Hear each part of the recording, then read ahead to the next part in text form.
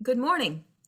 Welcome to the Church of the Holy Trinity in Juneau, Alaska. Today is the 15th Sunday after Pentecost. Father Gordon is on vacation today. My name is Patricia Hull. I'm Senior Warden at Holy Trinity, and I'll be your guest speaker. Our gospel today is from Mark 7, verses 24 through 37.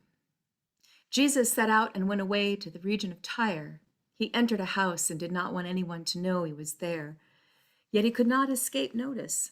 But a woman whose little daughter had an unclean spirit immediately heard about him, and she came and bowed at his feet. Now the woman was a Gentile of Syrophoenician origin. She begged him to cast the demon out of her daughter. He said to her, "Let the children be fed first, for it is not fair to take the children's food and throw it to the dogs." But she answered him, "Sir, even the dogs under the table eat the children's crumbs." Then he said to her, "For saying that, you may go. The demon has left your daughter." So she went home, found the child lying on the bed, and the demon gone. As many of you who know me know, my passion is theater. We actors are tasked with bringing the written word to life with the characters' intentions, fears, and wants. In building the character of Jesus, we have many instances where through his words and actions, he shows great patience, compassion, and love. We just don't find evidence of arrogance or meanness. Jesus consistently shows generosity of spirit. But here, based on all that we know of him, it just isn't in his character to reject healing a child and to insult her mother with a racist remark by calling them dogs. It's troubling. Apparently, the author of the book of Matthew was also put off by this story and so rewrites it to add in lots of details to make some sense of it. Matthew chapter 15, verses 22 through 28. Jesus went to the district of Tyre and Sidon. Just then, a Canaanite woman from that region came out and started shouting, "Have mercy on me, Lord, Son of David. My daughter is tormented by a demon." But he did not answer her at all. And his disciples came and urged him, saying, "Send her away. She keeps shouting after us." He answered, "I was sent only to the lost sheep of the house of Israel." But she came and knelt before him, saying, "Lord, help me." He answered, "It is not fair to take the children's food and throw it to the dogs." She said, "Yes, Lord, yet even the dogs eat the crumbs that fall from their master's table." Then Jesus answered her, "Woman, great is your faith. Let it be done for you as you wish." And her daughter was healed instantly. In this version of the story, Jesus has an epiphany and realizes his mission is not just to the chosen people, the house of Israel, but to all peoples, regardless of race or national origin. It is said that his change in his mission is evidenced by where Jesus chose to go next, the region of the Decapolis. Decapolis was a nickname for the 10 inland cities stretching north and south across a region of the eastern frontier of the Roman Empire. A diverse area. The languages spoken there were Koine Greek, Aramaic, Arabic, Latin, and Hebrew. Most importantly, the majority of the people was Gentile. There were very few Jews. But there is something out of tune with Matthew's story. Jesus is a person who speaks from the heart, not the head. He certainly does not align with discrimination. After all, he consorts with the lowest of the low, the tax collectors and the prostitutes. He's never rejected anyone before. And I find it interesting that in Mark's first version of the story, Jesus does not speak in first person, but in a passive voice. Matthew is literally putting words in Jesus' mouth. The Reverend Dr. Barbara Lundblad offers an interesting interpretation of the Syrophoenician woman's story. In a 2018 sermon, she imagined what else the Syrophoenician woman has to say and posits that the woman speaks for every woman who has ever been talked down to, discounted, ignored, and given scraps. To her, the Syrophoenician woman is schooling Jesus to be better than his culture. That This story, which features crumbs, is bookended between two stories about feeding multitudes from just a few loaves and fishes, is not by accident. There's great symbology at work. Jesus often speaks in symbols and parables and stories to educate and enlighten. And in this instance, he seems so uncharacteristically insulting and judgmental, so far afield of who we know Jesus to be that I had to wonder, was maybe Jesus joking? Please hold that thought. It's interesting that in all of the Bible, Jesus cries, he prays, he gets angry, but nowhere does it say Jesus laughed. Laughter and humor are very important to our humanity. Theologian Dr. Samuel Lamerson writes that Jesus must have had a great sense of humor. He says the parable of the unforgiving debtor in Matthew 18 makes use of what comics today call the topper or the callback. So while an audience is still laughing at the last line, you hit them with another one.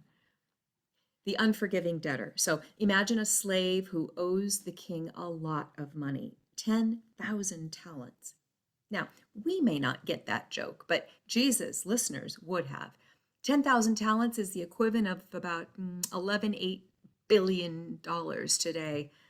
And when the king calls upon the man to pay, he responds, "If you just give me a little more time, I'll pay it all," which is also comical. It's as if your college freshman totally maxed out a $50,000 credit card line and then says they plan to get a part-time job over the summer to pay it off. What's a king to do? So instead of laughing the slave out of his court or into prison, the king forgives the debt. But then comes the topper. The slave leaves the royal court and finds someone who owes him a couple hundred denarii, a few months' wages. Not only does he demand the money, he chokes the poor guy, which, if we are running this as a mental movie, is quite a good bit of slapstick. Of course, the unjust slave gets his comeuppance. He is tossed into jail until he can pay in full, which, of course, at $11.9 billion, he never can. Jesus lays one exaggeration on top of another until the audience can't help but see how utterly ridiculous it is to hold a $10 grudge against a neighbor when God, the gracious King, has wiped clean a fortune's worth of sin. Jesus was a master storyteller who would never forsake humor as a means to reach an audience. He spent much of his ministry breaking down barriers between people. He knew that humor does exactly this. It disarms and unites. It sets people at ease and leaves them receptive to the speaker's message. And there is a particular kind of humor which involves expressing an uncomfortable truth in a clever and not necessarily malicious way, often with a degree of skepticism. It is sardonic wit. And here is an example of Jesus' sardonic tone, brought to my attention by Kurt Vonnegut in his sermon for Palm Sunday, which he gave in New York City as a guest speaker. He chose as his text the first 8 verses of John 12, which dealt with the night before Palm Sunday Eve.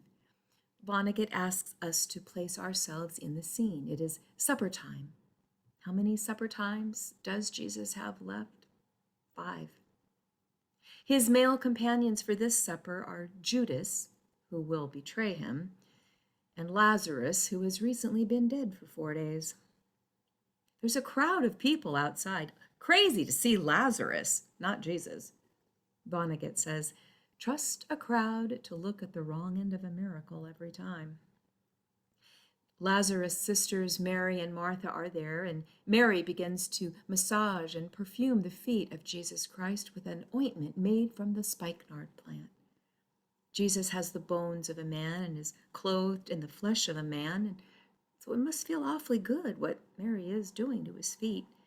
Vonnegut posits, would it be heretical of us to suppose Jesus closes his eyes?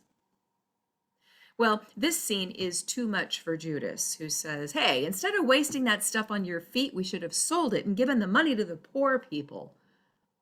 To that, Jesus replies in Aramaic, Judas, don't worry about it.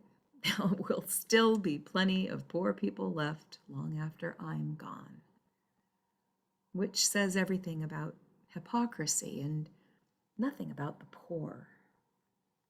Vonnegut says it is a Christian joke, which allows Jesus to remain civil to Judas, but to chide him about his hypocrisy all at the same time. And so I wondered if it was in that spirit that Jesus and the Syrophoenician woman communicated. Though it wasn't the Syrophoenician woman's hypocrisy being chided, it was the hypocrisy of all the Jewish men in the room watching her and Jesus. Because it couldn't have just been Jesus and the woman present. There were also Jesus' followers there to chaperone. They wouldn't have allowed the two of them alone. And in addition to those unnamed witnesses, also present were centuries of hate between the Jews and the people of Tyre, justified by Scripture.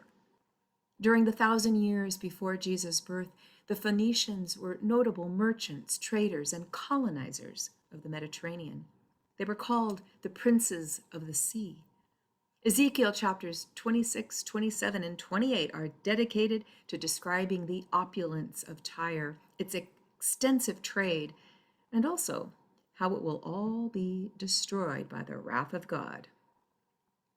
You get the sense it was the New York City of its time, an international trading center where you could get anything from anywhere. In comparison, Jerusalem was more like Fargo. Well, Ezekiel goes on with all the ways that Tyre will be destroyed with flood and earthquakes and battles and fire. Before his trip to Tyre, Jesus had preached the Sermon on the Mount. He'd fed the 5,000 from just 5 loaves and 2 fishes and had healed the hemorrhaging woman. Jesus has been hounded by crowds who want the spectacle of miracles, but they aren't truly listening to his words. He is tired. He needs to get away from it all to a place he won't be found. So here he is, just trying to get a little R&R, but the stories of his miracles have reached even here in Tyre. And this Gentile woman has the audacity to disturb him. She comes alone. There is no male or female companion. Here she is, pushing into the room past the guys they'd posted outside to keep unwelcome visitors away. Clearly, she'd bribed their sentries to get this far. The followers of Jesus see only her wealth and privilege, and centuries of wealth and privilege before that, which, coupled with their centuries of learned hate, prevent them from seeing her as anything but an enemy. The hemorrhaging woman had had so much shame about her malady that she couldn't bring herself to outright ask Jesus for healing. See, she surreptitiously touched Jesus' robe to be healed. She believed that was all she needed. Still, he knew she had done it. I believe that Jesus had already made up his mind when the Syrophoenician woman came to the door that he would heal her daughter. He could sense both her faith that she believed Jesus could heal her daughter of the demon, and her fear that he might choose not to. He could easily discriminate against her sex, her class, her race, or even against her daughter's affliction. Perhaps he would say the same terrible things about her possessed daughter, uttered by her own neighbors and family, that the little girl was nothing but an animal. How to cut through all that fear? Meanwhile, Jesus could have tried to convince his followers their mission was beyond just the house of Israel, but it was far better that they see it in action, the faith of someone who was not a Jew and yet behaves in faith as Jesus has asked them to behave. She begs him to heal her daughter. And when Jesus speaks, he is voicing what is on the mind of all the men in that room. In Mark, he speaks in passive third person. He doesn't say I. He says, let the children be fed first. It's not fair to take the children's food and throw it to the dogs.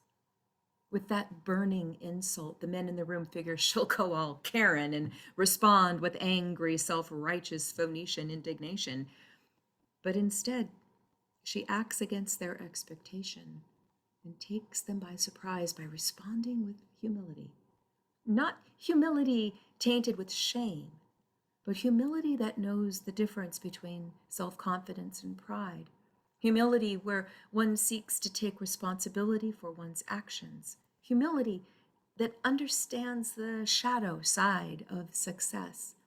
Humility that is filled with gratitude. The men in that room see firsthand that she doesn't ask for this healing from pride or privilege, but from love for her daughter and in pure faith that Jesus is the Son of God. She answers him in wisdom, love, humility, and faith, and a great deal of courage. Even the dogs eat the crumbs that fall from their master's table. A response for saying that, "You may go, your daughter is healed."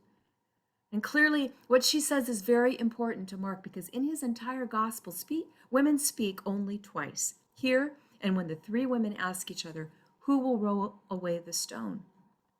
In a sense, the Syrophoenician woman rolls away a 1,000-year-old spiritual barrier when she claims Jesus' salvation for her own and for her daughter.